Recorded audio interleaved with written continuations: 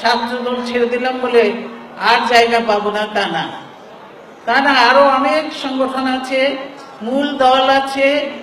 এবং আমি তো আগেই বলেছি তোমাদেরকে, এই যে নেতারা যারা উপরে দেখছো আমার ডায়ে বায়ে, এরা এমপি হয়েছে। এমপি তো একদিনে হওয়া যায় না, নিজের এলাকায় যেতে হয়, মানুষের সঙ্গে মিশতে হয়, কথা বলতে হয়। মানুষের সঙ্গে মিশতে মিশতে মানুষ যখন দেখবে এই ছেলেটার ব্যবহার ভালো, কথাবার্তা ভালো, সুন্দর ভালো, প্রতিনিয়ত খবরাখবর রাখে, আস্তে আস্তে নিজেকে তৈরি করবে।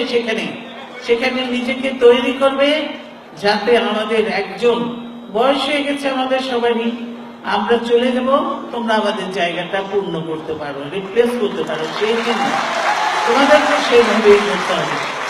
এবং যতক্ষণ সিনিয়র নেতা সেখানে থাকবে, তার সঙ্গে কিন্তু তোমরা প্রতিদ্বন্দ্বিতা বা বিভেদ সৃষ্টি করে নয়, তাকে সহযোগিতা করে